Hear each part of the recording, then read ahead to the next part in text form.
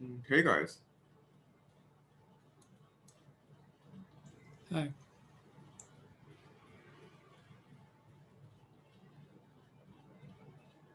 So, shall we start? Since this is a huge chapter. Hi there. Hey.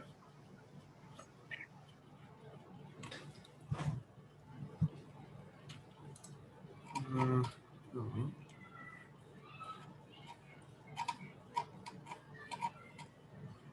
We try to share my screen.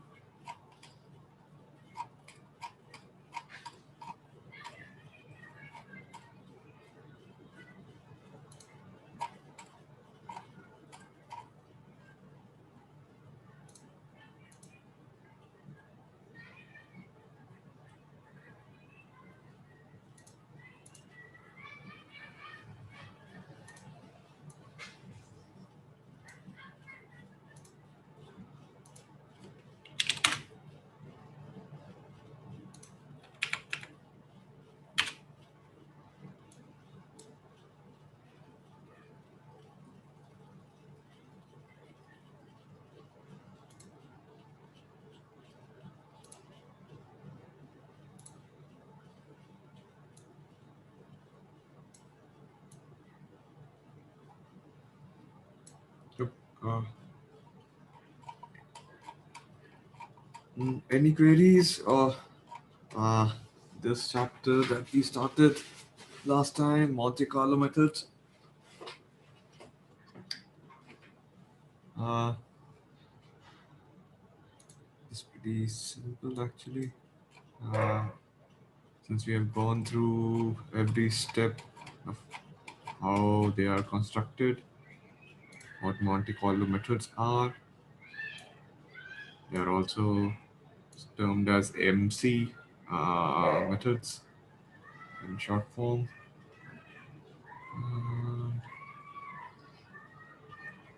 They require only experience based on the sequence of state action rewards. Uh, this is totally different to DP, dynamic programming. Then we looked at the first visit MC predictions and how the every visit MC extends to function approximations and eligibility traces, and that will be discussed in chapter 9 here. And then we have uh, this every visit MCs, we will remove a condition. So that's that.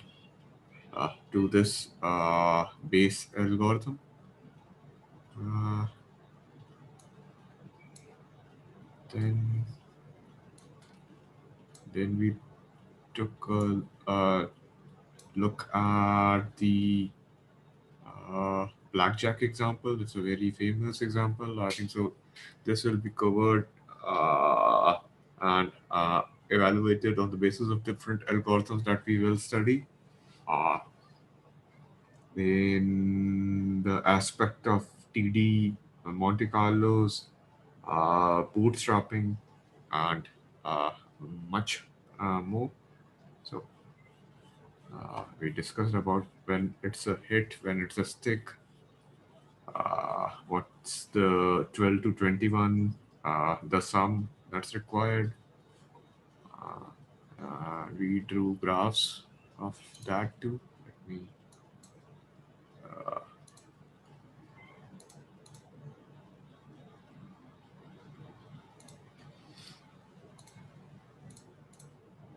Yep. So this was the plot. This is sorry, there's plots that we drew. This is just yeah. This was the usable AS example. 5.1, 5.2. We zoomed in. We had fun. We uh, uh, looked at it from different perspectives, from the top down, from the bottom up, from the left and the right, and how those uh, episodes converge. So that was that. Mm, Now we will then we looked at the soap bubble example, then and how it's a kind of a problem that the iterative computation. Uh, there were two approaches to solve this. One was the iterative computation, and the second one was the expectations. Uh, uh, with respect to the random walk that this guy talked about. So, uh, uh, uh, with the grid, if we divide this to a grid and we sample from it until you reach a boundary condition, and what's the close approximation of the height of the desired surface to the starting point.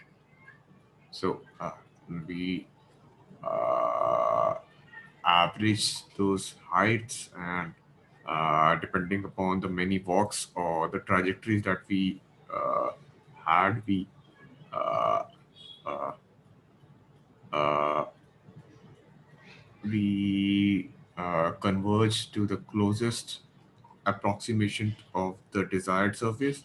And here this is much more efficient and a DP based approach. Then we looked at the Monte Carlo uh, estimates of the action values. We discussed the differences between the policy evaluation problem of the first visit and the every visit. Uh, in the deterministic policy, that's the pie that we take here.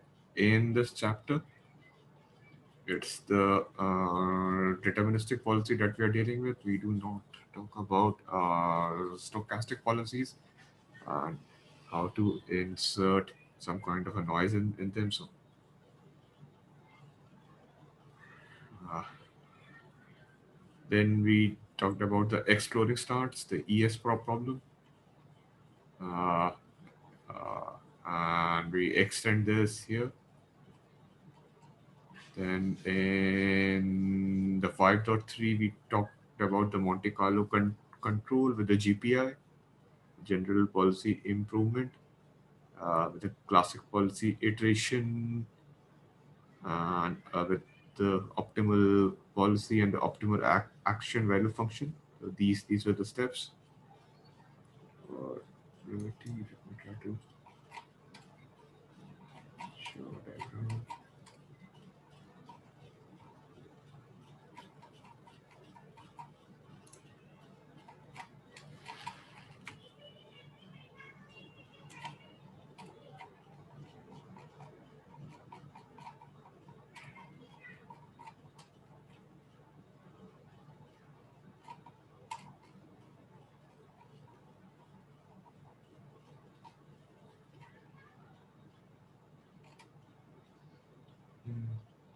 So yeah, this is Monte Carlo control. We talked about this. So the GPI versus Monte Carlo policy 8 iteration was this, and the Monte Carlo control was this, starting at Q and evaluating it based on a particular uh, uh, uh, midpoint, as you can say here, to converge it to the Q star and the pi star. That was the difference that we talked about. Uh, the policy improvement here with respect to the greedy policy being selected and the evaluation step here. Then this was a simple way of the value iteration, uh, the Q action value pairs, uh, how they are converging here. And this is the minimum bound, the lower bound. Then we talked about uh, it's all totally deterministic, so we do not have to worry about any sort of a noise being inserted here. Then we had two approaches with solving the uh, problem of policy evaluation on the infinite number of episodes. Uh, these were the assumptions that we tried to resolve. Uh, one was that the episodes having exploring starts, and the other that the policy evaluation could be done with an infinite number of episodes. So for the practical algorithm, we tried to remove both of these assumptions. And there were two approaches to do that, which we discussed.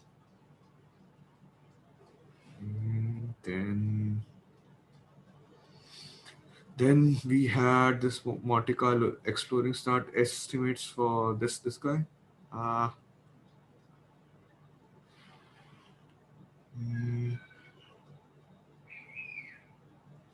then we discussed the inefficiencies and the mean pseudocode to uh, try to resolve the efficiencies in this algorithm. Uh, with respect to the incremental updates. And then we solved for blackjack by the second approach.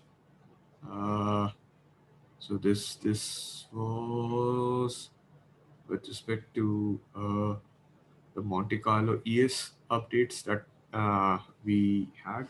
So you can see the with the usable A's, the stick and the hit, and from 11 to 21, uh, there's a line here which we evaluated, and with the no usable A's, the classification between the stick and the hit here, it's uh, uh, uh, it converges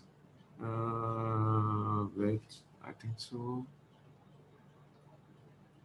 with the incred with let me try to see the yep, this is it.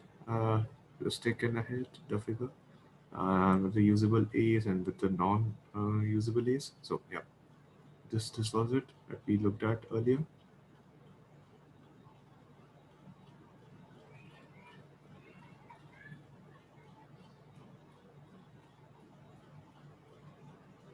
So now this was the recap from the previous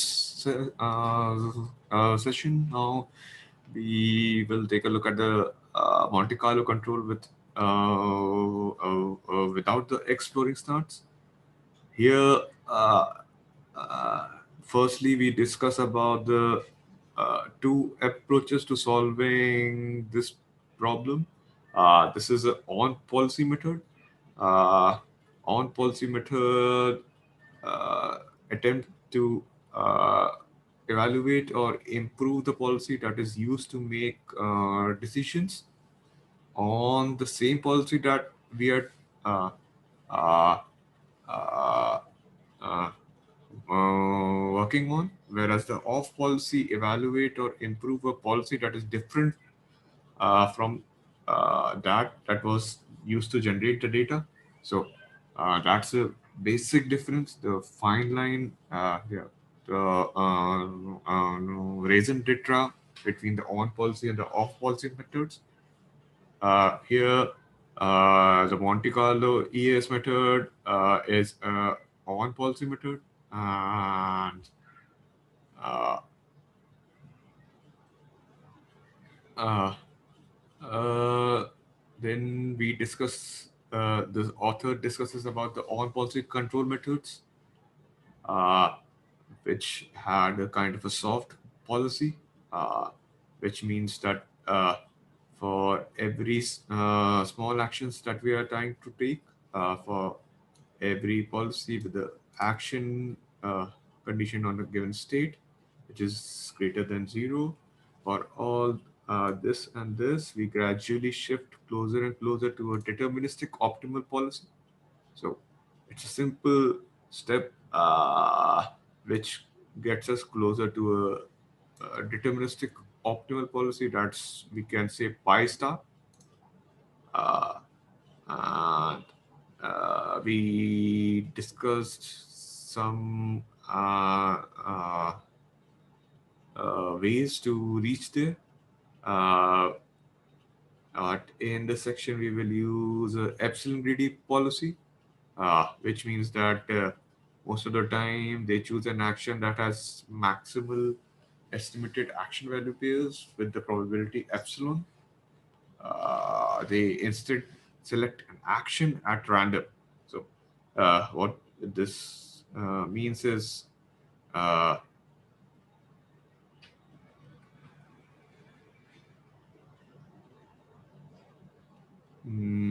for the non-greedy actions, the minimum probability of the selection is epsilon by the cardinality of the number of actions in a particular state that is being taken, and the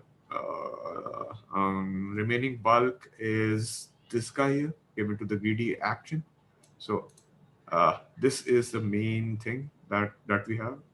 Please jump in if you have any queries or any suggestions. Uh, and then we discuss about the epsilon greedy policies, which are example of epsilon soft, in which this guy, for all states and actions, for some epsilon is greater than zero.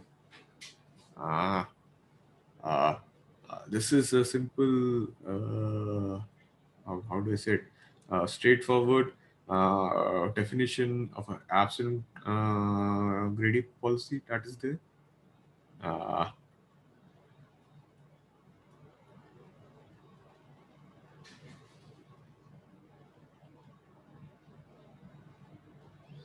then they talk about the first visit, MC control for the epsilon sort for policies, and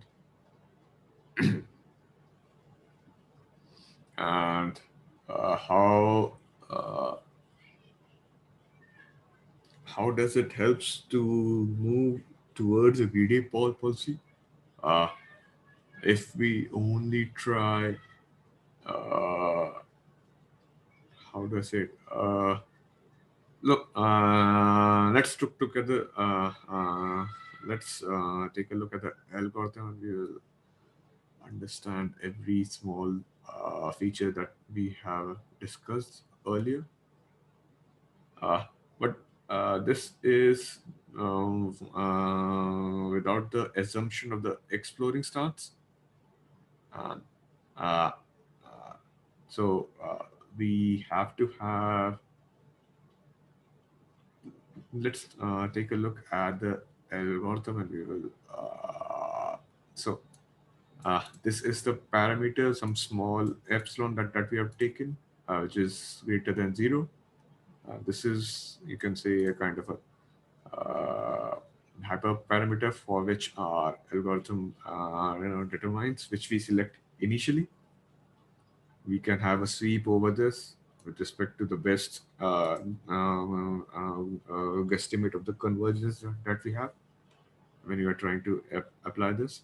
And the initialization with respect to the pi, q values of the SA, and the returns are done here. Then we are repeating it for every episode. Uh, uh, we're generating an episode with this guys. Uh, G is term zero, and then for each episode from that particular time step, This is in from the t minus 1 to the 0 time steps. We have this normal uh, discounted episode that we are trying to add up with respect to the reward that is being given to it. Unless that pair appears to be in this, then we have we append this to returns ST80 uh, with the Q of ST80 with the average of this guy. So it's simple really. And uh, then with the tie is broken arbitrarily, the A star is the argmax that we take over the actions from that particular state based on the Q function here. Then for all the A's, the actions that we take, this is the greedy versus the where A is in the star. Here star represents the uh, uh, greedy action, the optimal action, and if it's not optimal, we have this. So uh, these are the two. Uh, uh, I think everyone understands this, or do you guys have any queries? Yeah, so I Mm-hmm. wonder if this approach with Epsilon soft policies kind of can uh, have a problem of not converging in some cases. Maybe when we have some actions, state action pairs, when like say we have like very high say negative reward for that state action pair, and according to our greedy policy we wouldn't take that action, and say because we like take into account this epsilon like basically because we take into account the exploratory actions here when evaluating um, this Q function. Mm, Uh, yep. so then this Mhm. high negative reward would be incorporated here, right? Yep. Yep. So that high negative reward will be interpolated as suppose we talk about the cliff example. Uh, in that, I think so. We will see in the later part. I think so. I have for something here too, in which a person falls off the cliff, and there's a high negative reward that is being experienced.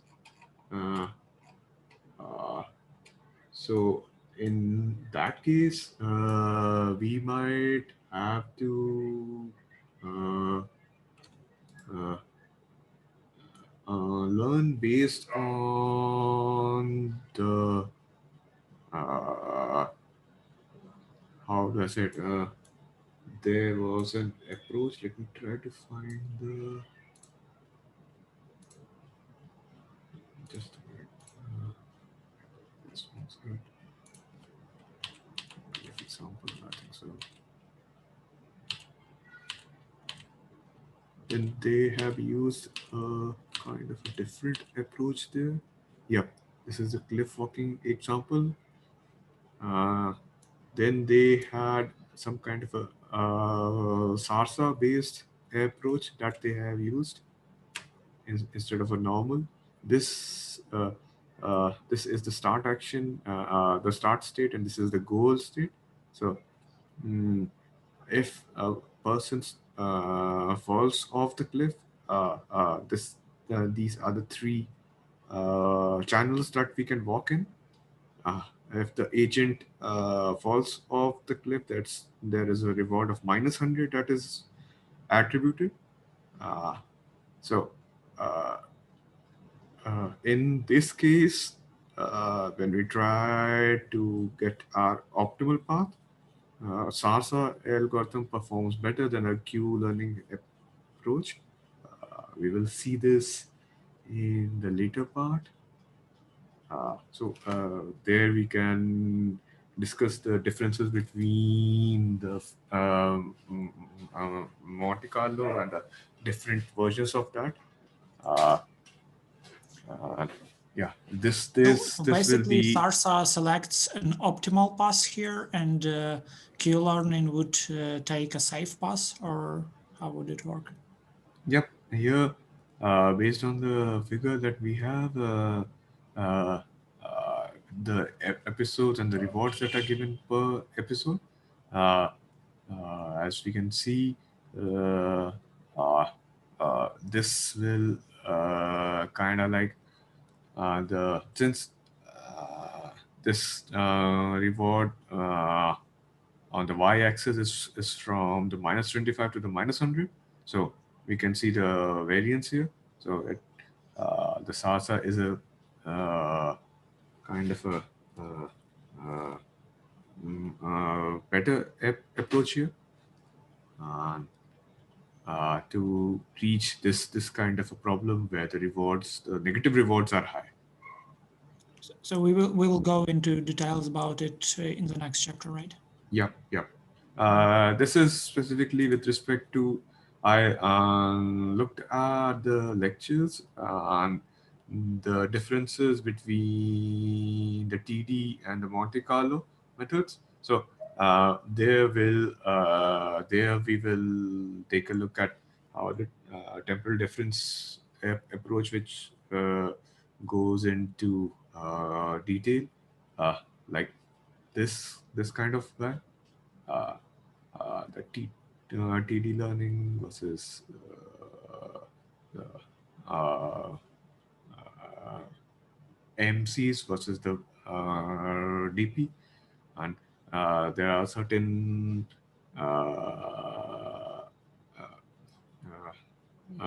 classes of problems that are better suited to them. And yeah, so this will be one of them.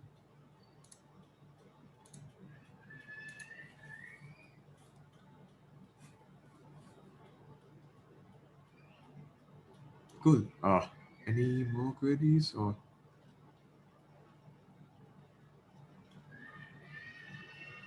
cool? So let's look at the equation here. Here, this epsilon greedy policy with respect to the Q pi is this is with respect to the improvement step that is being done. Uh, it's a simple definition that this is with respect to the state next policy selection in the policy improvement step that we have seen earlier. And it's given by this, which can be expanded as this guy here, with the epsilon by this guy, the summation over this with the 1 minus epsilon and the max of this guy here. So this can be written as this guy, and this will be lower bounded on this. So uh, Q policy uh, will have will be the minimum over this guy here, which can be understood as the sum of the weighted average with the non-negative weights summing to 1, and as such it must be less than or equal to the largest number averaged. So this uh, whole weighted average with the non-negative weights, this is a simple expansion with respect to the this guy that we have seen here by a given as this is for the epsilon greedy policies. the definition that we had. So this is taken from this. The minimum probability of selection that we had epsilon by the cardinality of the action states.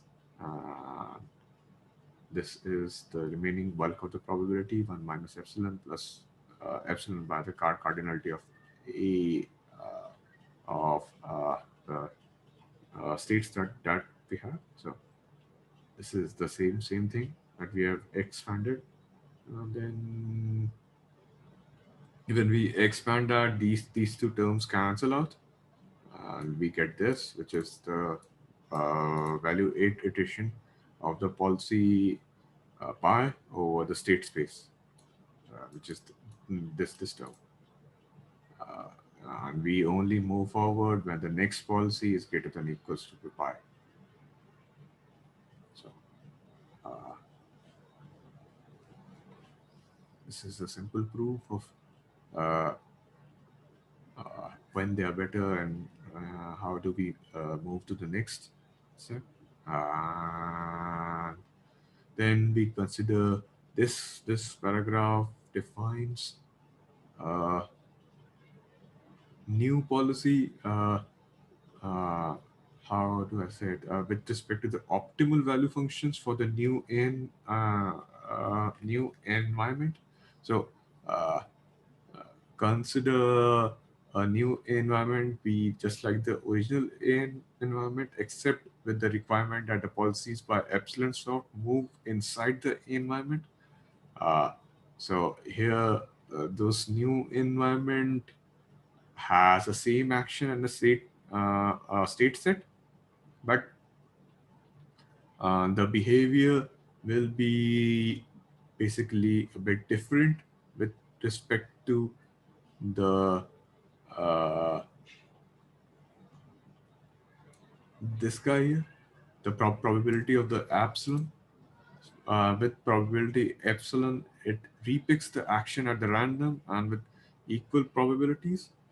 Then it behaves like the old environment with a new random action. So this is a kind of a trend. You can say a policy improvement step in which we are trying to achieve that optimal to reach it. But this is we consider it with respect to a whole environment, uh, with respect to the, uh, uh, how do I say this? With the probability 1 minus epsilon. Uh, if we want to behave it like the old environment and with the probability epsilon, that's the recent change that gets us closer to.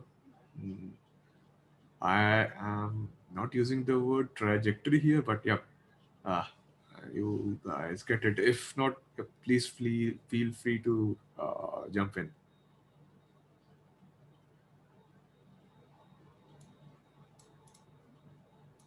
So we have to reach the unique solution. The policy pi is optimal among the epsilon sort policies if and if only if the v pi is the v tilde star. This is the unique solution that we're trying to accomplish. And this can be expanded as this guy here. Uh, uh, this is a definition which is being expanded by this two summations over this.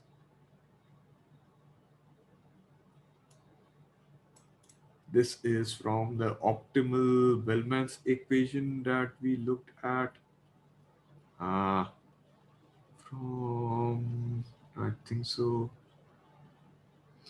in this chapter, the finite Markov decision processes chapter.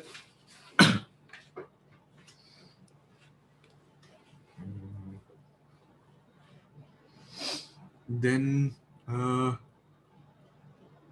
this is the optimal, but uh, among the epsilon soft, but we know from 5.2 that this is the max over this when we are trying to this 5.2 is this guy here, which we have just defined. And then they are trying to expand this to this.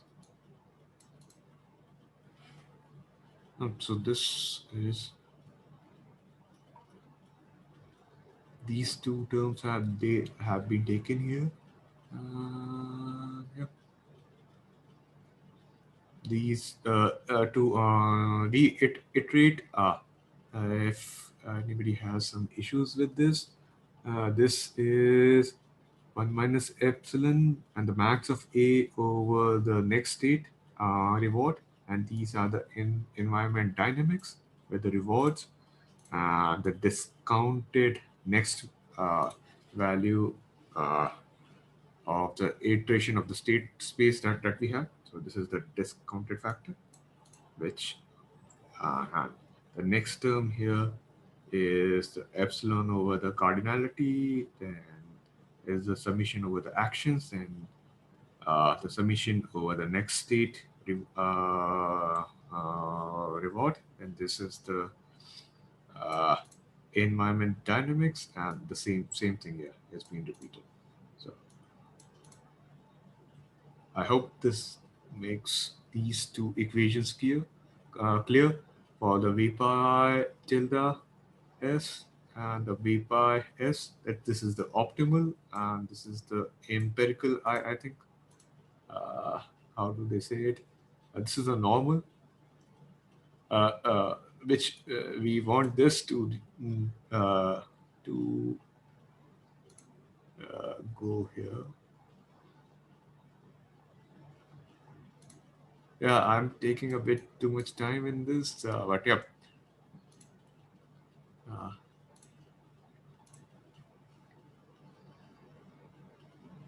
so for this to be a unique solution, the v pi should be equals to the v star tilde. So yep, this is the whole thing that we had to prove.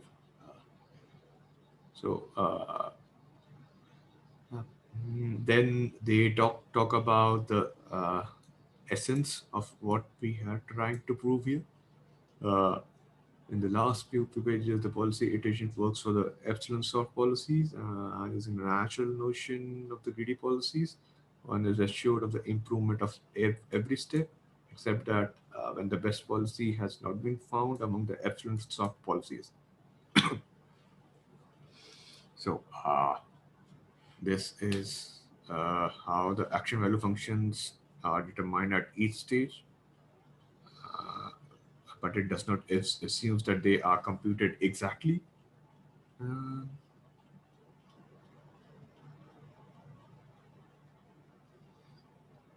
but this is uh, now we only achieve the best policy amongst the epsilon sort policies, but on the other hand, we have eliminated the assumption of exploring starts. So this is the assumption that I talked about earlier, the two uh, approaches that we needed to remove the assumptions. This is one of the way to achieve that.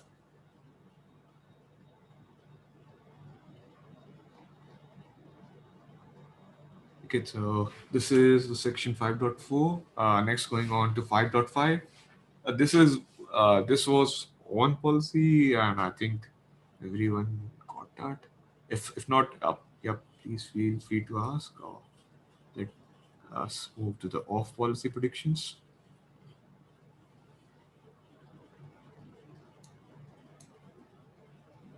Cool. So, what is off policy here? Uh, mm, uh, Here, off policy is based on some kind of a optimal behavior. Uh,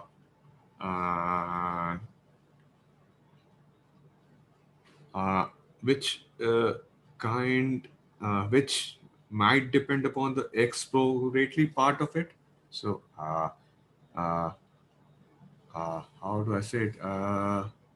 Let's try to go through the text once. Uh, they talk about a query that they had. Uh, how can they learn about the optimal policy while behaving according to the exploratory policy? Uh, uh, mm, as we had alluded to earlier, the off policy prediction needs some sort of a optimal behavior to find an optimal action. So, uh, and they talk about the pitfalls of the on policy approach. Uh, why is it a compromise? Because it learns the action value not from the optimal policy, but from a near optimal policy that still explores.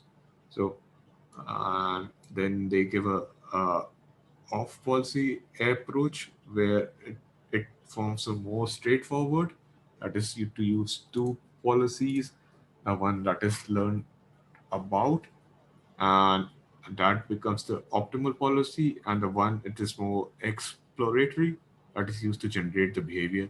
So uh, the policy that is being learned is called the target policy, and the policy that is used to generate the behavior is called the behavior policy. And uh, the learning is from data of the target policy. So that's why it's called off policy prediction. Uh, the overall process system that's off policy learning.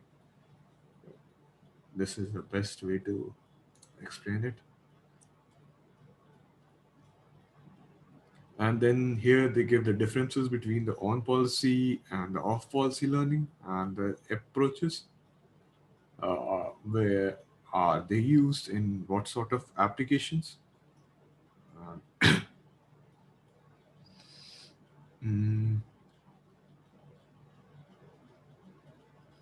yeah, they are given the pitfalls of the off policy method with the slow convergence, because they have a target and a behavior. And then the off policy methods have a variety of additional uses in the applications, because uh, it is in control, for example, uh, mm, with a conventional non-learning controller, uh, from a human expert in robotics, for example. This is a great way to learn it. The multi-world, the multi-step prediction models in a world dynamics. So, yeah, and there are many applications that have come up in recent times. Yeah, we can discuss about this in the Slack channel, and there are multiple competitions too that are happening. So, yep, in the next few weeks there will be a huge uproar in this too. Uh, then we consider the prediction problem of policy method by considering the prediction problem in which both state and the behavior policies are fixed. That is, suppose we wish to estimate the v pi or the q pi, and then we have episodes that follow another policy b where the b is not equals pi. In this case, pi is a target policy and b is the behavior policy, and the both policies are considered fixed and given. So this is a kind of a prediction problem that we're trying to solve. And the uh,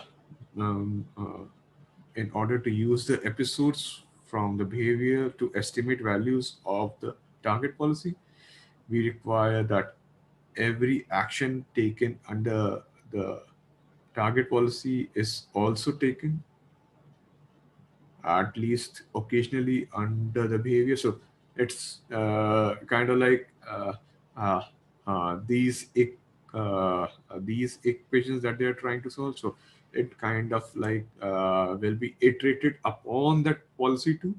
And we will this is the assumption of coverage that we are trying to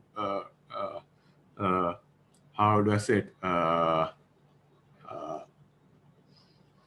hmm, because there might be states that are covered by the behavior policy which do not lie under the target policy. What do I mean by that? Uh, uh, that might mean that uh, uh, this line it follows from the coverage that B must be stochastic in states where it is not identical to the pi. So uh, these might be the conditions that we have. Uh, we will take a look at the examples that we uh, uh, uh, uh, go through to get a detailed view of what they are trying to uh, uh, say. If we guys do not understand everything yet, but please feel free to interrupt and correct or give a alternative explanation to what this paragraph is saying.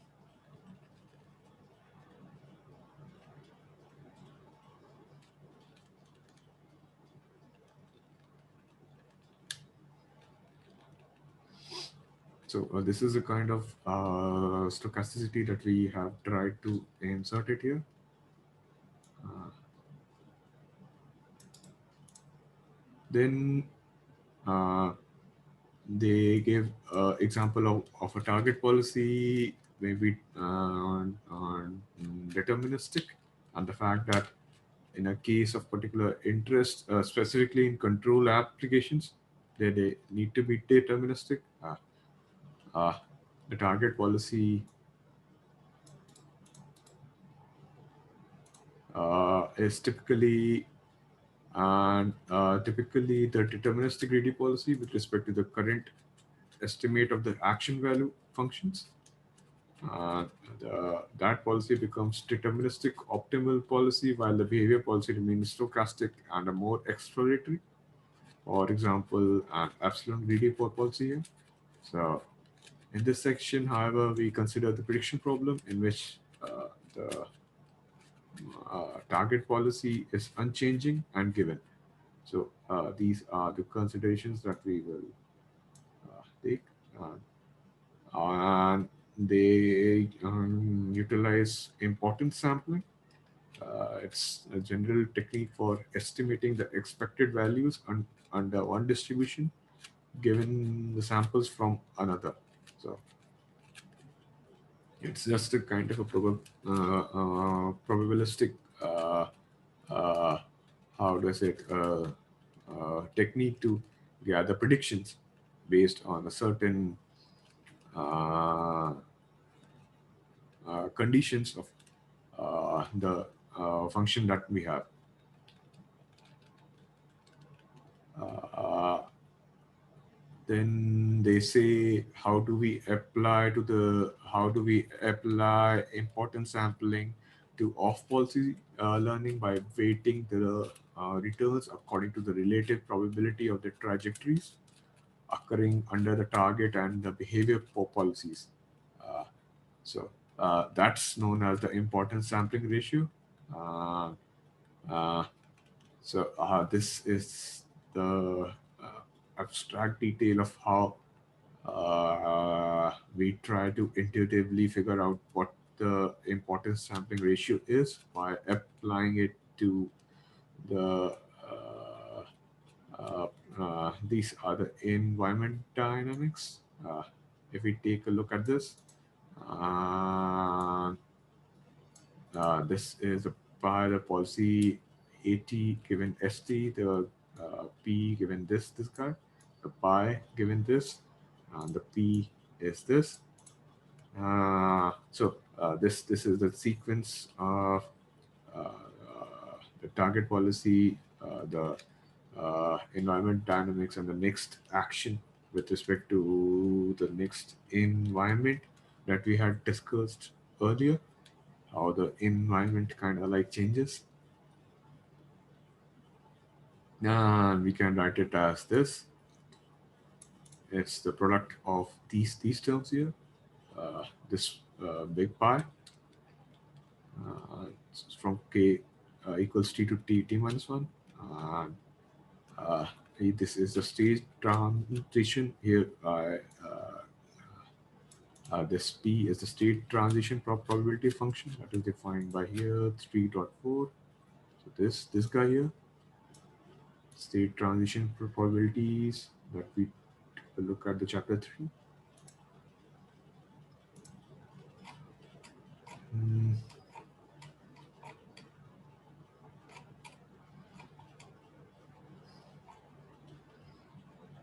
so uh, this then the relative probability of the trajectories under the target and the behavior policy, the importance sampling ratio.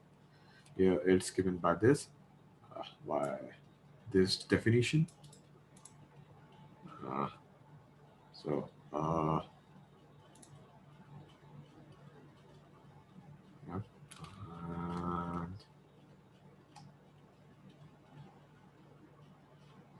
as we can see, this is the pi divided by the behavior. So this is the target, this is the behavior, and yeah, this is this guy here.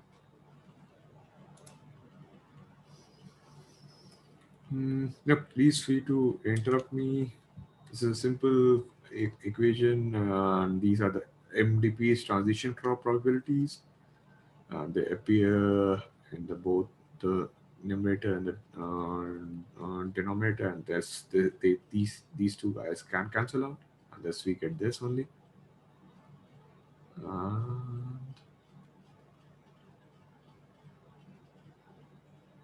so ends up depending upon the two policies and the sequence, not on the MDP. So importance sampling ratio that depends upon this. Then we had the expectations. Uh, these are the expected returns of under the target policy, and how do we manage that? How do we give an equation here? Uh, then we talk about the ratio rho, that is t to small t to capital T minus 1, transform the returns to have the right expected value. So this is the equation 5.4. This is the uh, return with the conditioned on the of a particular state, which is given by the v pi of s. So here uh, then they talk about a piece. Feel free to interrupt me up here too. It's simple really, but yeah. Mm, then we have the uh, Monte Carlo algorithm that gives the average return from a batch of observed episodes following the policy B to the estimate V pi of S. So then we talk about the batch updates here, kind of like how do we batch it? Uh,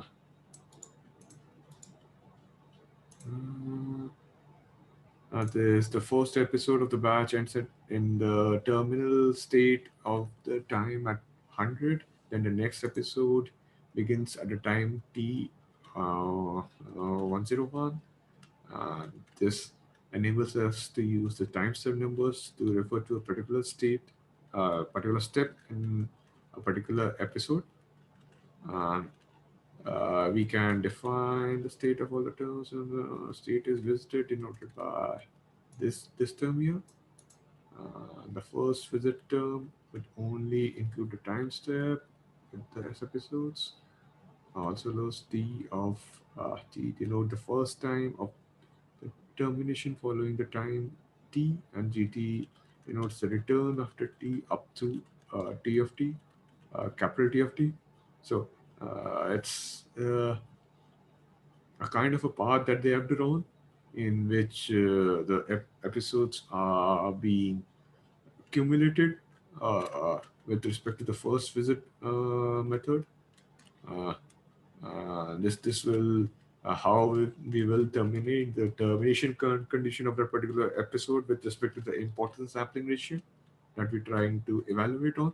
So it depends on the estimation, the kind of interdependence between the this. I was coming to this equation 5.5 and how they have defined it. So the V of S is defined as the summation over T, which is given on this term here. The row T from the row of small t to capital T minus 1 multiplied by the return, the cardinality of the uh, uh, J of S. I don't know how to pronounce this symbol yet, but let me try.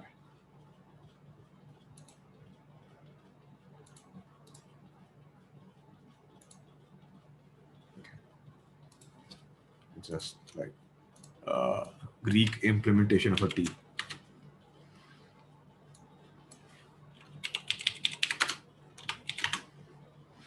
Greek tau or something like that.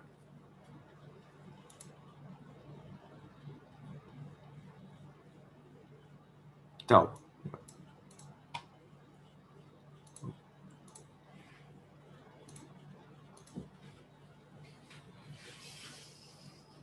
So yeah, any queries here?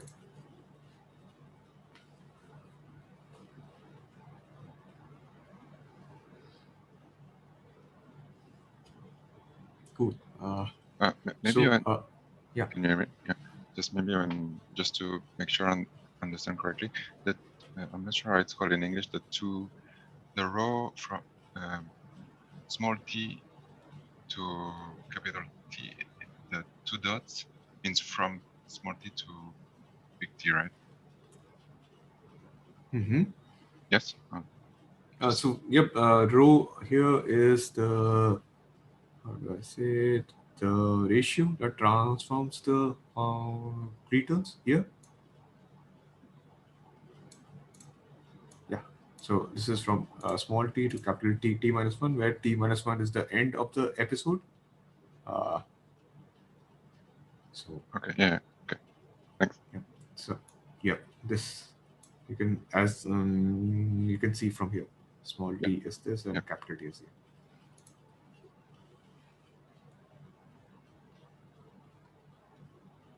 Mhm.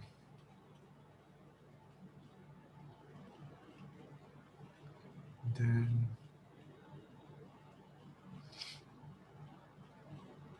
and this is the weighted average. This is using the weighted average. This comes into play in kind of a problem in which you have multiple uh, episodes and yeah, as you can see here. So uh, and that you're trying to try across this. It is mostly in the approximation settings, uh, in which you have some kind of a complex environment and you're trying to average across a batch of those steps. So there, this kind of a weighted importance sampling step will come into play.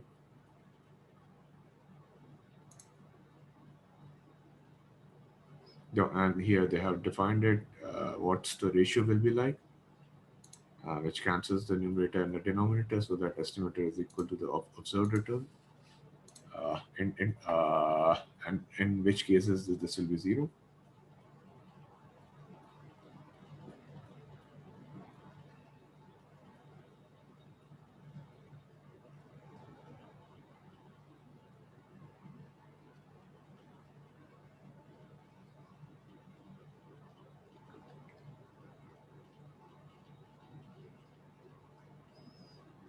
Yep, and this paragraph defines the mm, terms with respect to the ratios and how they and what actually makes intuitive sense with respect to if the ratio were 10, suppose, versus if it's 1, what the intuitive sense is with respect to the trajectory which is observed 10 times as likely under a target policy, which is as under the behavior policy. So how does a behavior accepts it uh, uh, kind of like uh, makes sense to a target? So let me try to give a small example. Suppose you are driving a Tesla here. It sees that a bunch of school kids are trying to cross the road, and to save them, uh, it might have to crash your car to a particular sidetrack, or I don't know, a particular kind of a bump in or a dustbin or a wall. So uh, what should be a kind of behavior there? And it means I means uh, who do you save here? And what kind of a behavior would you expect your car to follow in that case? I'm giving a much detailed implementation to make things sorry more abstract viewpoint here to make things a bit interesting. But yeah, uh, uh, so you need to have some sort of a importance sampling with respect to saving the school kids versus you.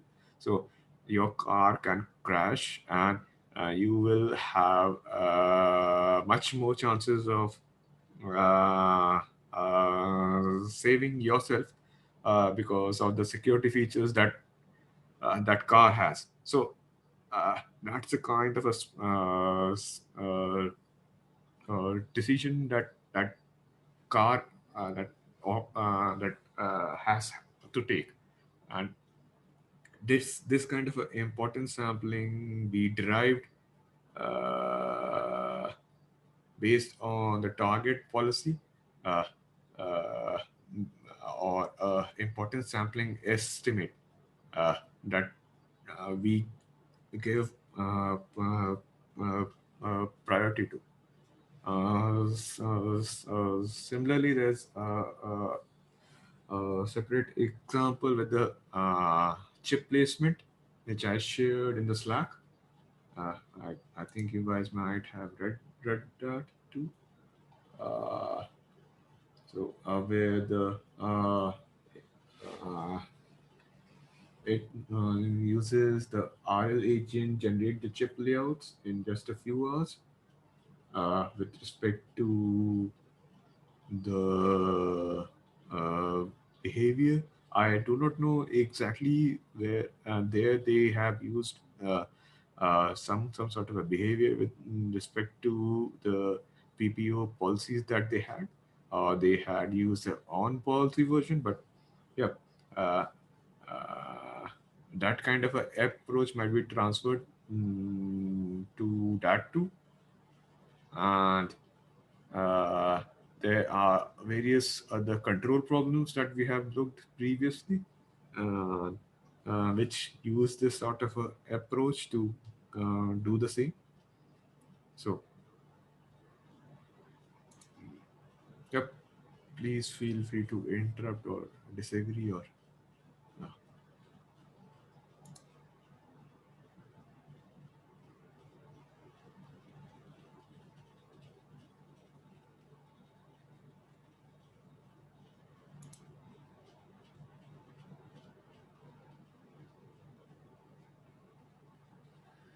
Then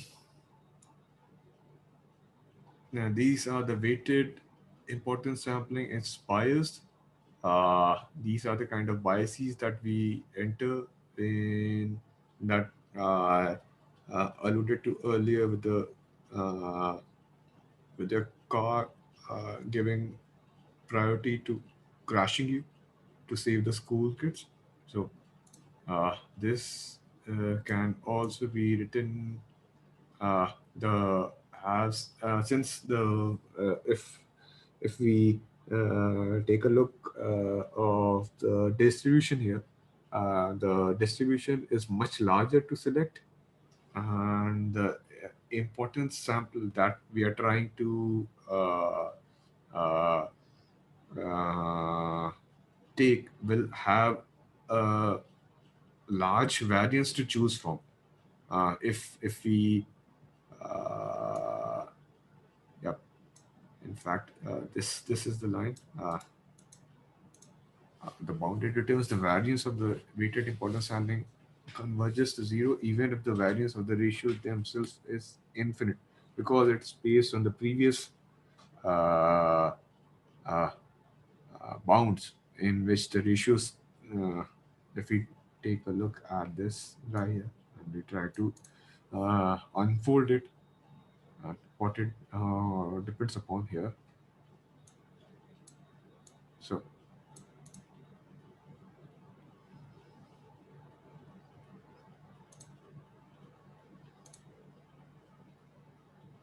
this is with respect to the. I think you guys understand this, or do I need to draw something to? Uh, Please feel free to interrupt me here.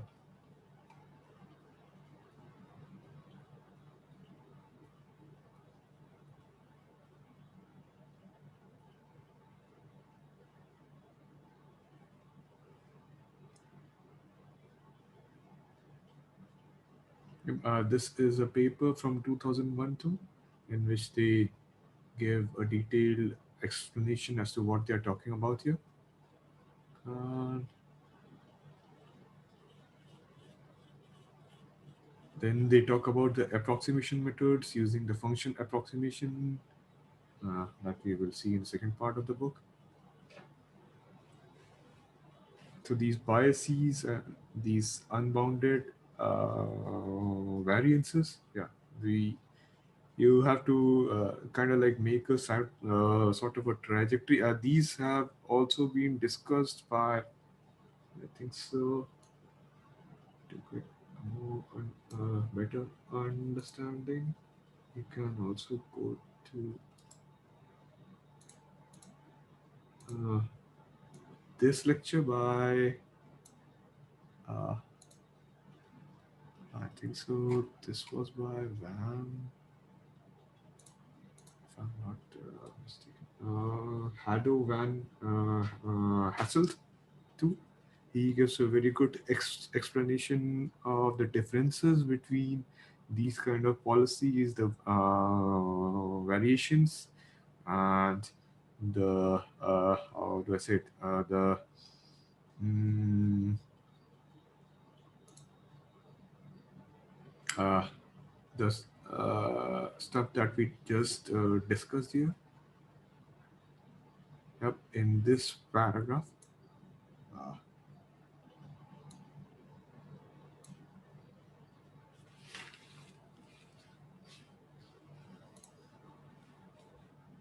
then we talk about the every visit methods of the ordinary and the weighted importance sampling. Uh, the bias was symptotically to zero as the number of samples increase.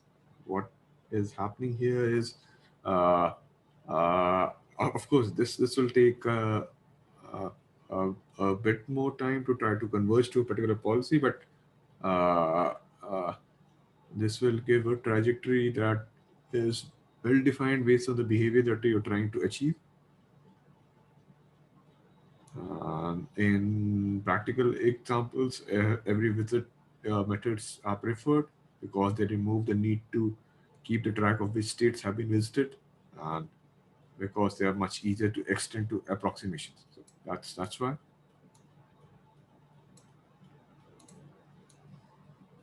Mm,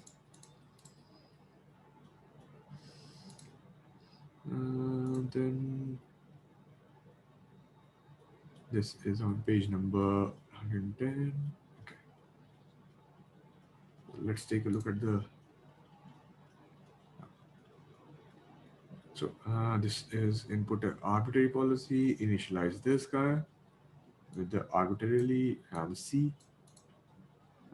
C here is the simple. You can say uh, kind of a weighted. How do I say it? They have given it here. Yeah. Cumulative sum of the weights that are given to the first n units. Okay, we will see it in the next section. Let's not jump ahead.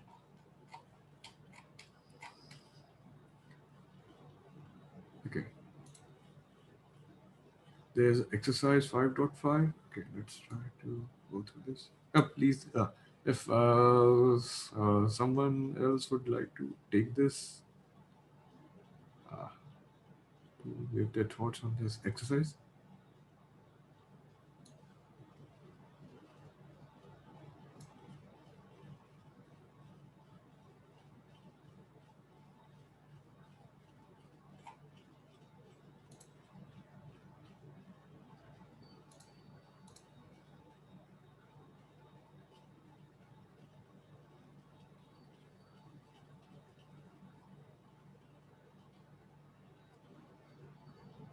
No, and here they ask about uh, so first they give a probability p and the transitions to the terminal states with the probability 1 minus p. Okay, uh, they consider MDP with a single non-terminal state and a single action that transitions back to the non-terminal state with the probability p and transitions to the terminal state with the probability 1 minus p. Let the reward be +1 on all the transitions and gamma is 1. Uh, it's non-discounted. So uh, suppose you observe one episode in the last 10 steps with the random return of 10. What are the first visit and the every visit estimates with the value of the non-terminal state? So it's we can sum it up with respect to the VS equation that we had, the first visit, and with the uh,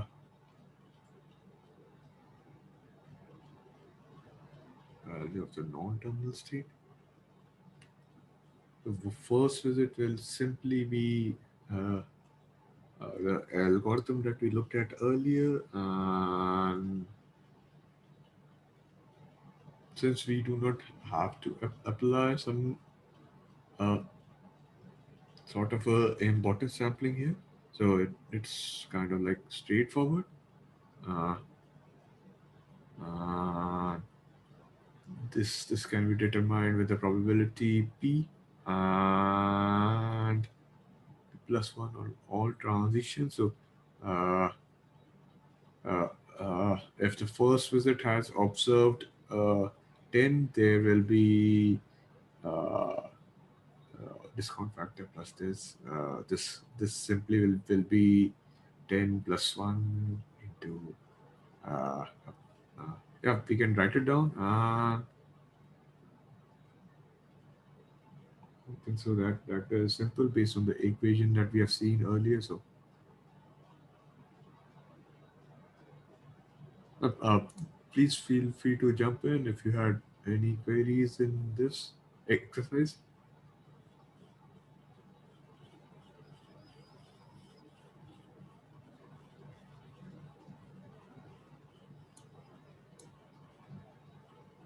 Cool. Then in the example 5.4, they take a look at the off-policy estimation with the blackjack state value. Uh, Then they here what they have done is uh, applied both the ordinary and the weighted importance sampling methods. And, uh, and then they evaluated the state in which the dealer is shown a deuce. The sum of the player's card is 13 and the player has a usable ace. And uh, that is the player holds an ace and a deuce or equivalently 3 aces. And then how do we choose a stick or a hit here with the equal probability in the behavior policy? And uh, the target policy is the same, that is stick only uh, uh, to the sum of 20 or 21. And this is the approximation. Is minus 0.27726, separately generating 100 million episodes using target policy and the averaging their returns. So this is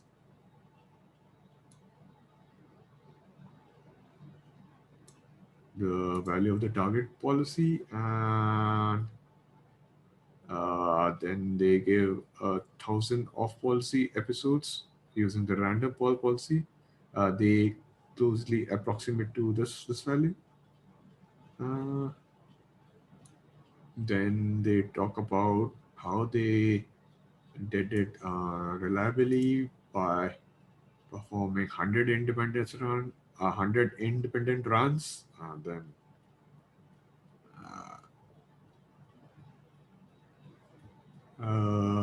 learning with the 10,000 episodes. So yeah, you can see on the episodes with the log scale. This was the experiment that we conducted.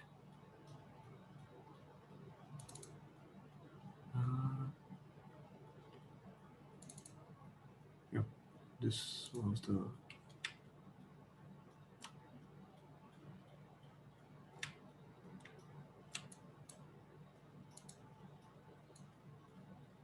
this is the ordinary importance sampling, the green one, and the weighted importance sampling, the red one.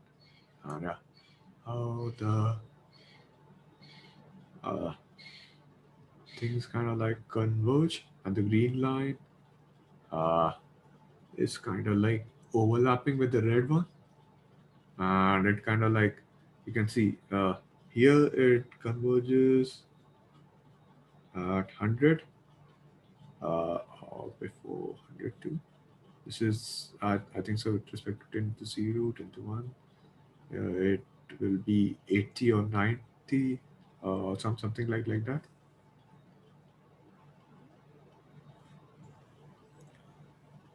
So here it doesn't look like this graph from the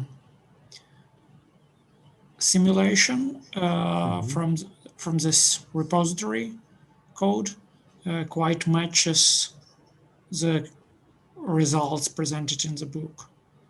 Yep. And I'm kind of I understand how this the graph from the repository comes to be, but I'm not quite sure about the graph from the book. So here the like initial mean squared error for you can weighted also draw it if you want to, or share your own screen. Yeah, I'm just like I'm not quite I don't quite understand how can it be so close to 0 here? In this case, like in the book they have it really close to 0 for weighted importance sampling, but so like how are these graphs really generated? If we do like 100 runs and then compute the mean squared error, then in this situation it shouldn't be so close to zero at the start, right?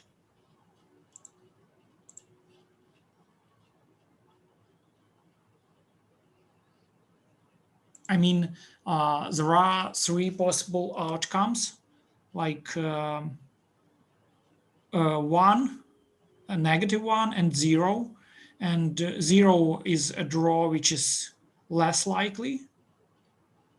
So most of the time we have either one or negative one.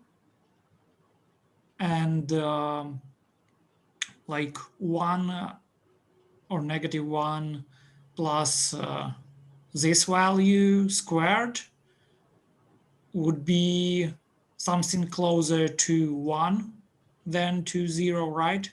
And in this code, so in this implementation, you're demonstrating it's also like closer to 1 than to 0, right?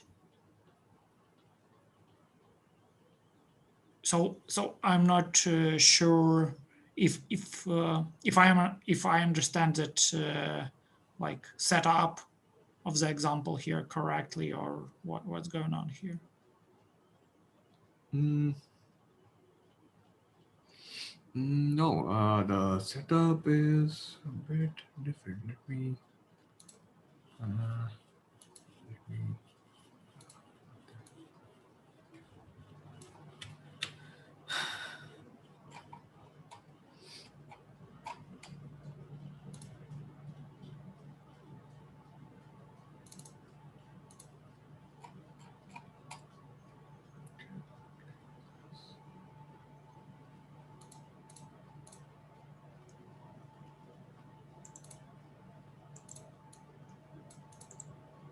So, yep. So we enter the number of episodes that we want to compute, and this is the blackjack environment, and this is the figure sum. So, uh, the player sum we have initially taken as 30, as they have described it here.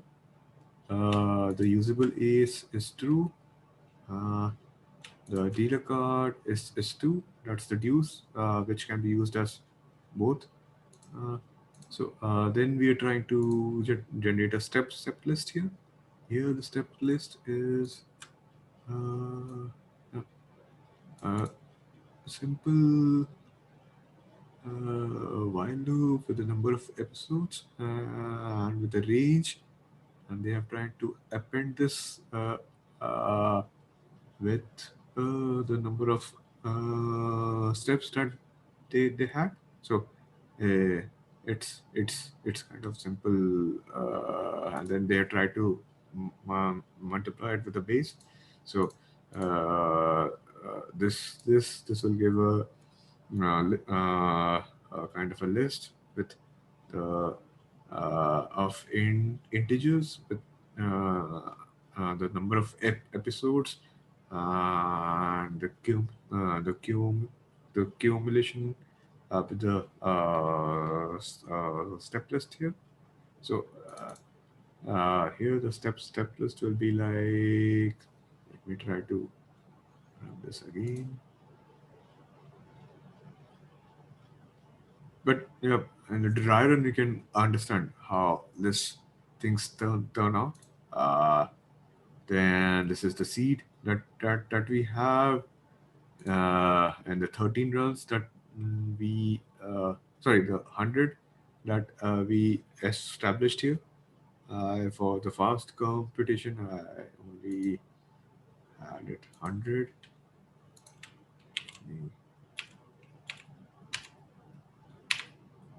This is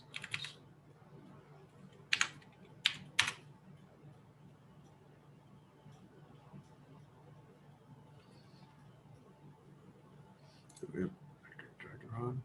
Okay, and then the estimates are being the algorithm, the start state.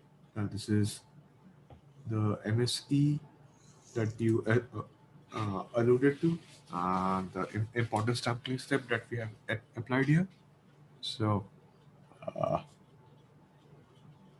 this is done across the start state and the step list, and this important sampling we all already know. It's just a kind of a they have gone into details with respect to starts in the step list here. So I think the implementation was with respect to weighted and F ordinary. So the algorithm that we have used is simply this. And what they have done.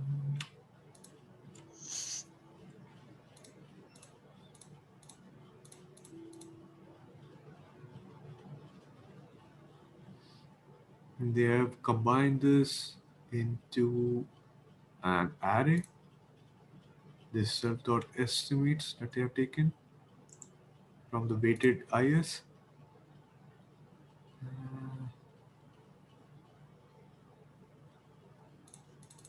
So this is the weighted or the ordinary IS that we are trying to do. Weighted IS or the ordinary. So here we have this guy here, the weighted sampling steps. Start happens once per episode. So this is the cumulative sum that we had and the Q values which we will see in the next algorithm. Based on this, the G that return is being done. It's being calculated and it's being done. So to answer your query, let me try to the incremental implementation. So this is the algorithm which Yeah, I saw the algorithm and I do understand it. So basically, so this was your query, right? so my question was like how can they in the book, how can they get this kind of graph? Does it make kind of intuitive sense to you, or I don't know? So because like I mean, let's consider just the first time step here, right? The value we can get for the first for the estimate of the first time step here, it could be either a -1 or 0 or 1, right? Do you agree? The first time step. Yeah. Value of the first time step. It might be -1, 0, or 1. Based on the reward that we are trying to. Yep, totally agree. Yeah, so Let now me we try to. Yep, just a minute. Let me yeah, try to open the figure up to on the blackjack. Yep, this is one. Let me try to open it up from here. Okay, here we go.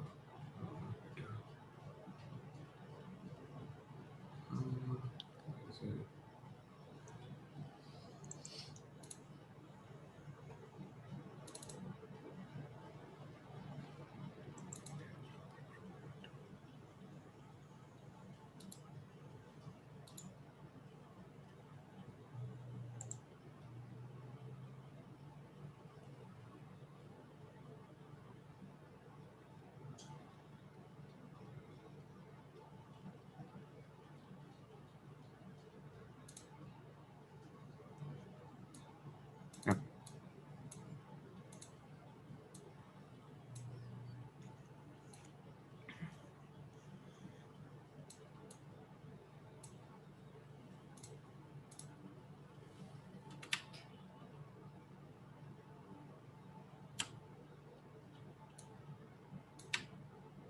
Yeah, okay, so we're trying to estimate this value for state 13 and dues for the dealer, and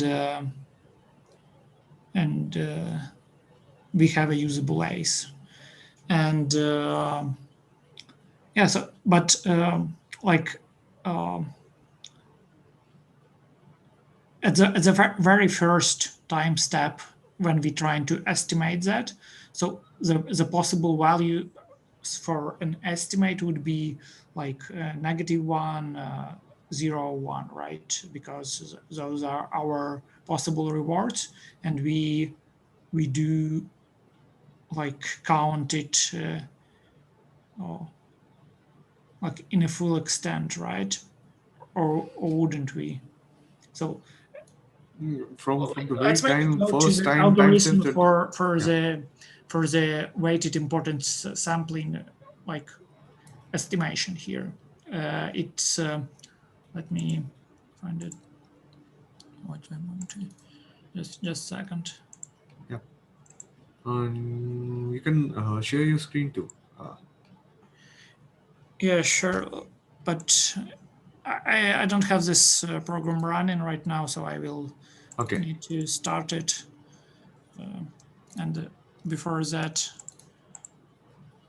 just let me find this in the book, the algorithm I'm interested in discussing. So that would be the first one, which is related to Yep. We are discussing the offline, right? Uh, yeah of yeah. policy MC Yeah. prediction, Yeah. Yeah. Yeah. policy evaluation for estimated. So yeah, So, it's on the page 110.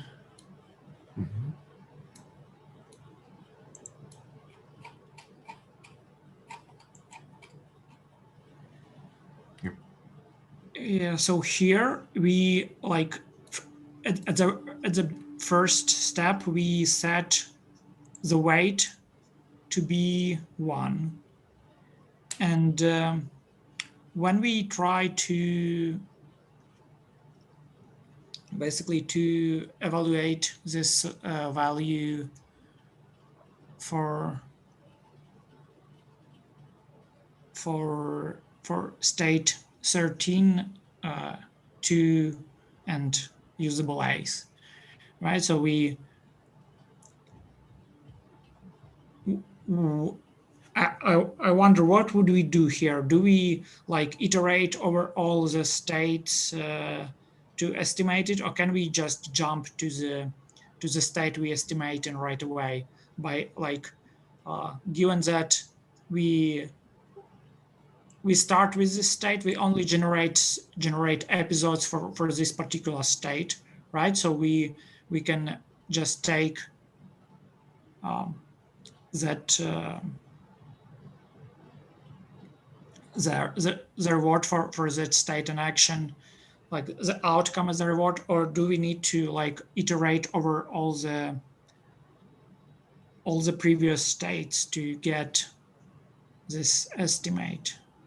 I think we need to iterate over all the states, right? So that we have this W value adjusted appropriately. Is it so or not? So that's kind of my question here. To answer that, here the W value is uh, based on this guy here. So this incremental implementation that they have done with respect to the corresponding random weight, uh, which they have initialized. So this weight, the W of I, is being taken from the row T of I to the capital T of I minus 1. So uh, that's the random weight, and we wish to form an estimate based on this. So here the algorithm will be uh, uh, how do I say it, a bit different from the previous approaches that we have tried. And uh, why? Because W of k is being added here as uh, uh, how do I say it? Uh,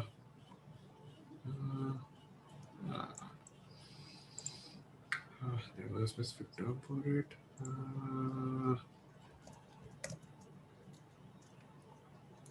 But yes, this depends upon this W, which is being randomly selected here.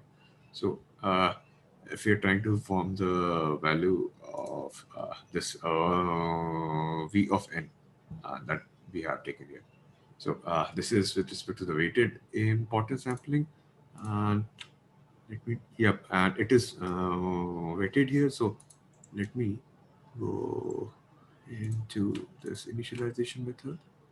Uh, how have they used the weighted importance sampling implementation?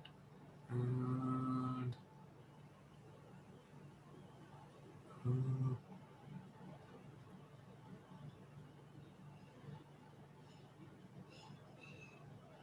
this is ordinary errors.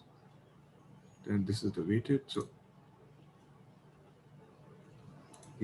yeah, this W equals 1, which we have taken here. It's being cumulated here with respect to this cost function, and then it is being re-evaluated here. If W is equals to 0, it just breaks and then reiterates of this trajectories that they have. So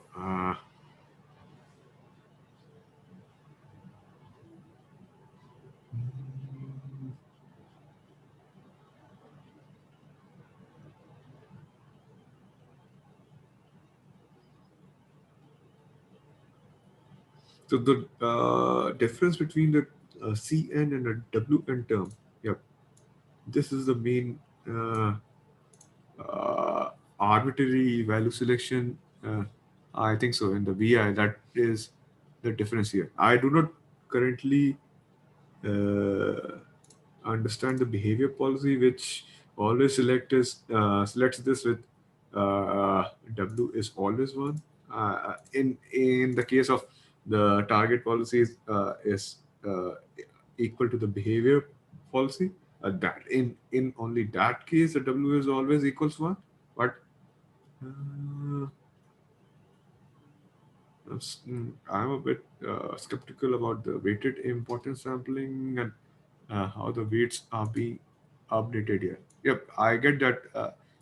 And this is a cost function in which we are just adding it, uh, which that's the behavior policy that we are getting.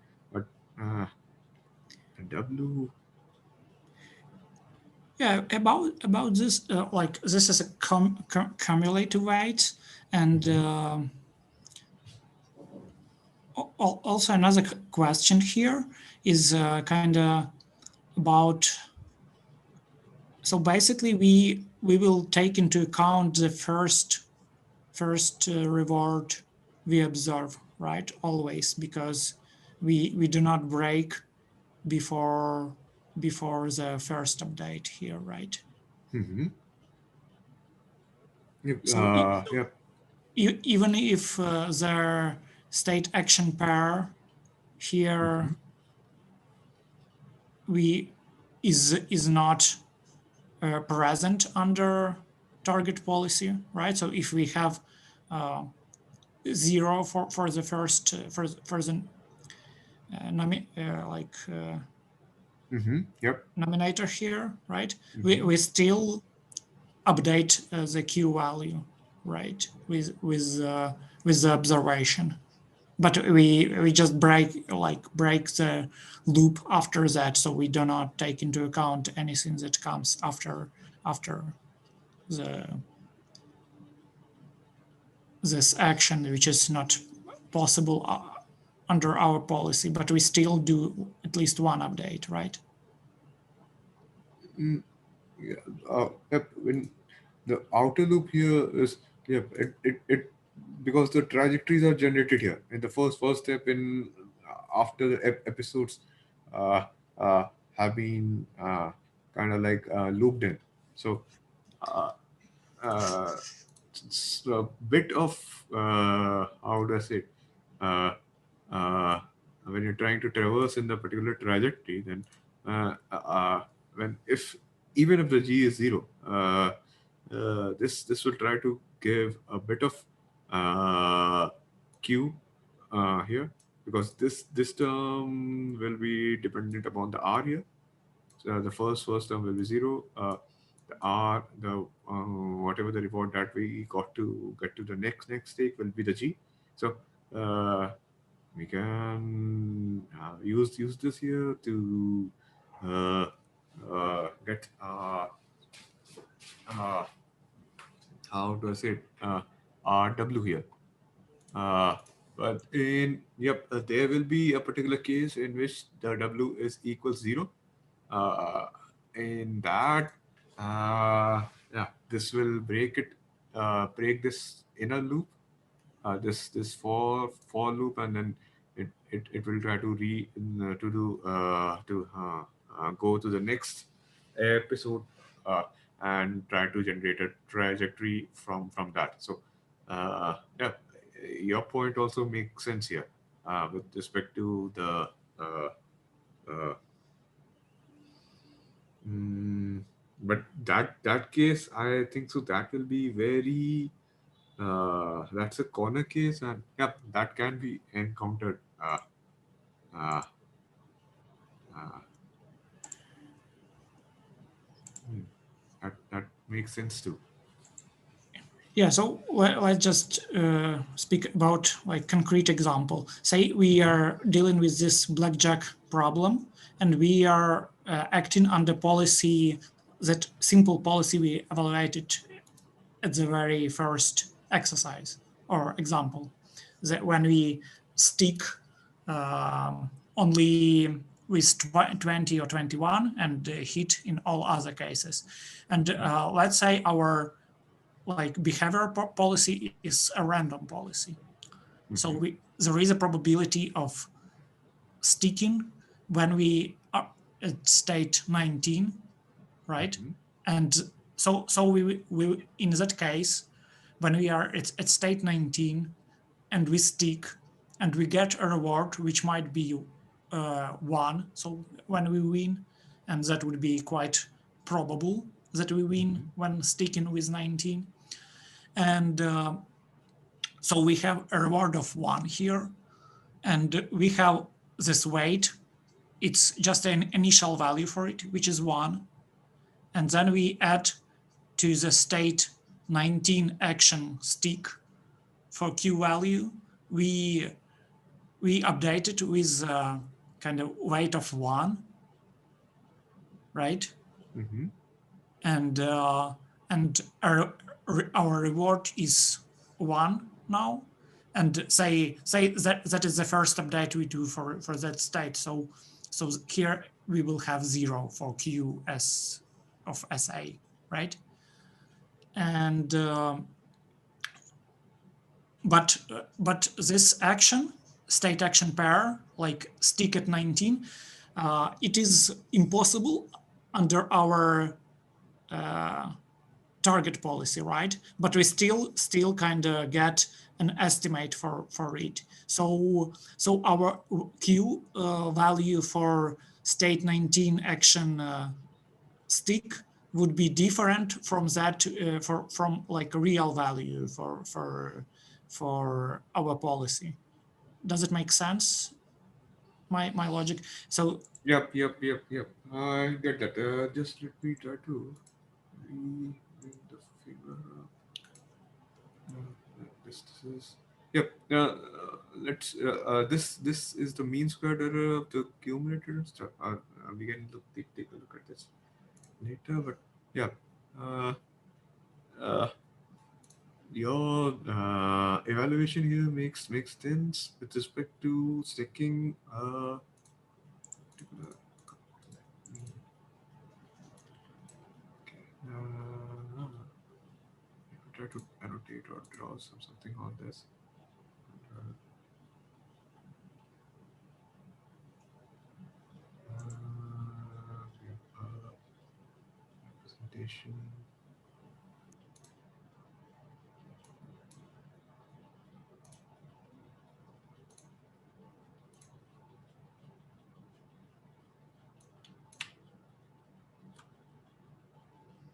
Yep. So do they have estimates for this case when we like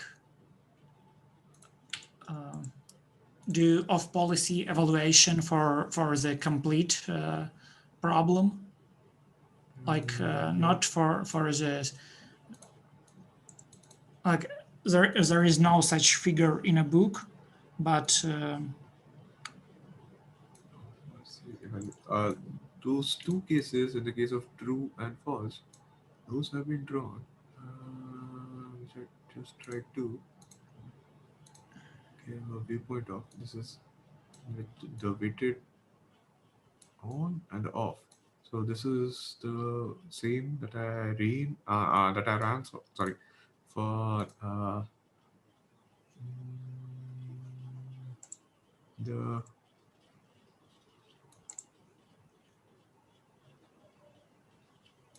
true and the false and the policy environment. This first one was true, the second one was false, and they got into the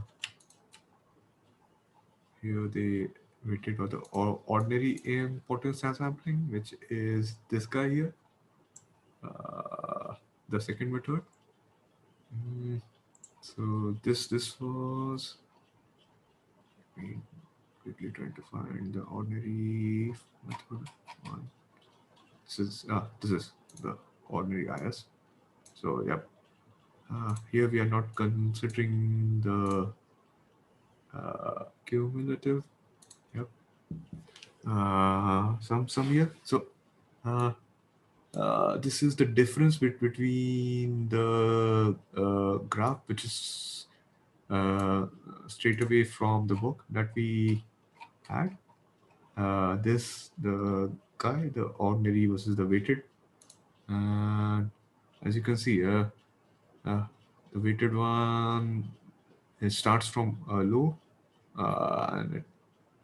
Yeah, this is a bit different with respect to the approximations that we can get from the book, but yeah, it is mostly the same.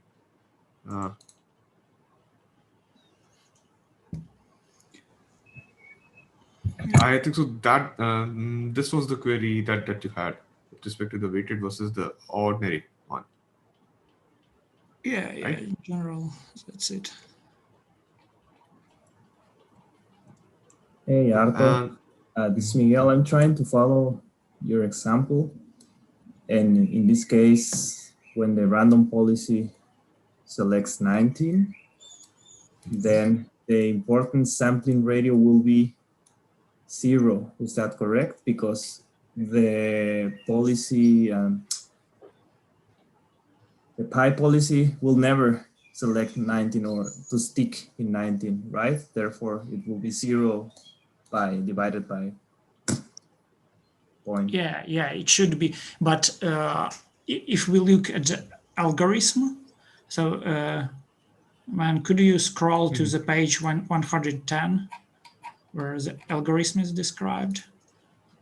So here, like the weight is updated. Like here you can see that the W is multiplied by pi of AS over BAS, right? At the very end, as the last step. And before we do that, we update our Q value, right? With the weight, which is like at the very first iteration, it's just 1, right? So although the probability of selecting action stick at state 19 under our policy pi is 0, and like the weight becomes 0 at the end of the cycle. But here we still add this value of the reward we observed for this kind of episode, which ended with 19 stick, like under random policy, right? So we can have it in our like history of the episodes in our list of trajectories. And this value is still kind of incorporated in our estimate of Q value. So I don't know, like so I'm not sure about that, but I kind of like followed this algorithm, and yeah, I can kind of show the results, but it is like not, it's not similar to what you would expect to see under this policy pi.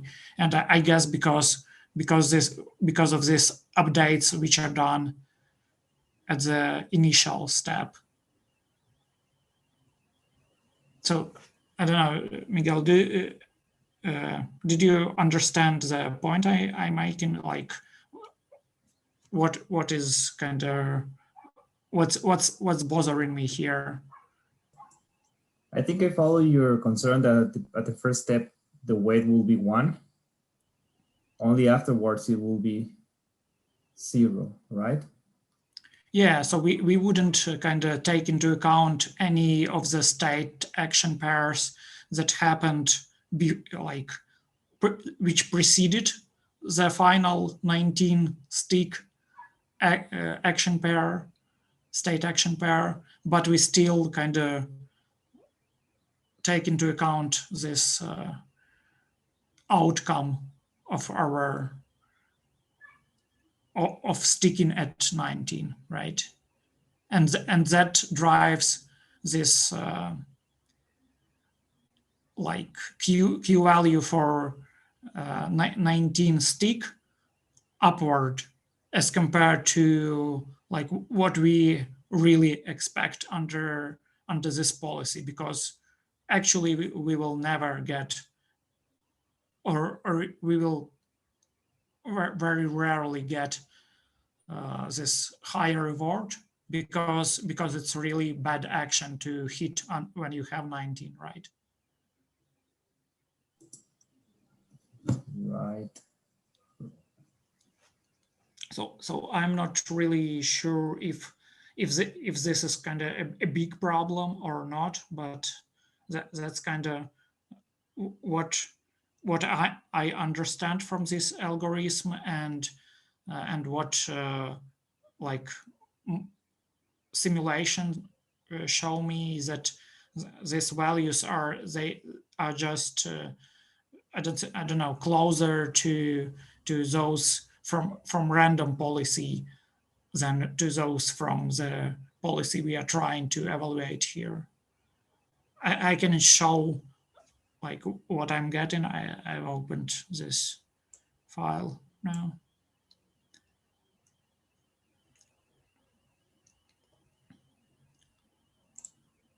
Yep, please go ahead. Yeah, so here is this kind of policy evaluation, and basically what we do here, we generate an episode with like policy B, which in this case I use just a random policy. It's like probability of 0.5 for each action. And then I just follow the algorithm. So I set W to 1 and then iterate through all the observed states. Right, then I update the return here. Then I accumulate this weight into this C value, basically. And yeah, so, or we can accumulate like number of updates for the queue function to this would be for ordinary sampling. And basically this is what this kind of approach gives me. So that's an estimate for no A's. And here, for example, for the state 19, I have like pretty high values, which is kind of wrong because it should be kind of the same as those here. Let me,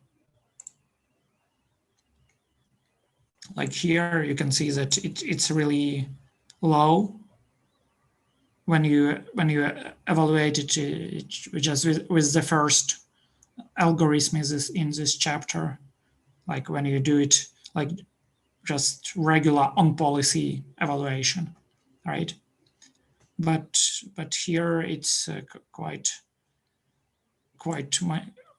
like really smooth and does not match what I would expect from it, you know. And so I just trying to understand if there is some kind of gap in my understanding of this process, or is that kind of side effect of doing this of policy evaluations that we basically kind of have this bias in our estimate. I think so. We have some kind of a bias here too, but uh, because that's totally dependent upon the random epsilon greedy that we took. The next action that we had, of course, it's based on the max here, but uh, uh, uh,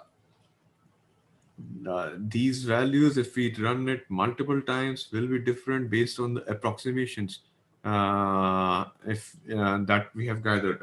Since we have, I'm talking about the log scale that we gathered a number of episodes for. So that was 10 to the power 4, the number of episodes that we gathered, and we are trying to kind of like uh, uh, give a holistic view upon them. So that, of course, from my point of view, will be the errors will be a bit different with the biases that they have acquired. Uh, I don't know if averaging over just the 100 runs will give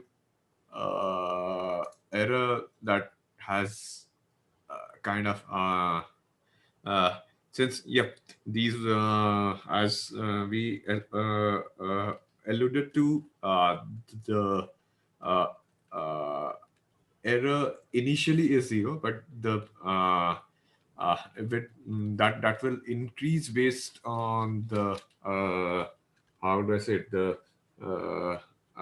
uh, initial actions that we took. So uh, that from that perspective, if we take a look, uh, uh, it's just like a uh, soccer game in which you're trying to pass through a middle of the field, or from the left side, or from the right side. So initially the goalkeeper, if we'll take a look from that example, whichever direction he passes, to the left or to the right, or to the center of the field, then the kind of a bias will be there. The ball and the players will try to converge there. So that's one random thought that came into my mind. So yeah, I hope I'm able to communicate my uh, thinking with respect to the biases that we acquire over time, or if not, yeah, we can discuss on this.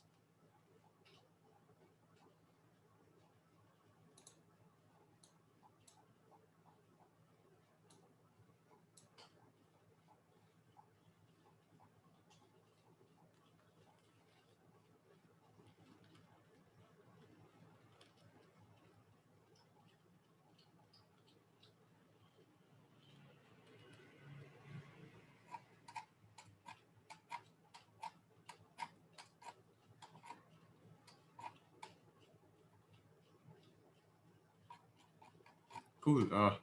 So, uh, if there's nothing more, I think so. We will have to spend some part of the next lecture discussing the car and the racetrack example with some of the sections that we have left.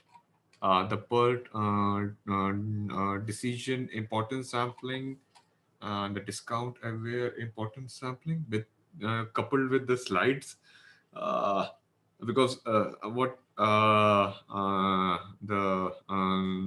lectures of David Silver and uh, uh, Hasselblad have done, they have compared Monte Carlo and temporal difference learning, and they go hand in hand with these two approaches, and that makes sense too, because uh, if we try to compare and we try to learn, then uh, at the same time it etches into our memory. So yeah, uh, uh, next time we will look at the slides and finish off this chapter with the examples and the exercises, because there are, I think so, still uh, 5 to 6 examples and the exercises that are there, and yep, we can easily extend this. So there's no issues. We should understand everything fully. That's our sole objective here. Uh, Thanks, guys. Until next time, up. Peace. Thank you, Mike. Uh, Bye. Bye. Bye. Bye, guys. Take Thank care. you so much. Bye. Bye.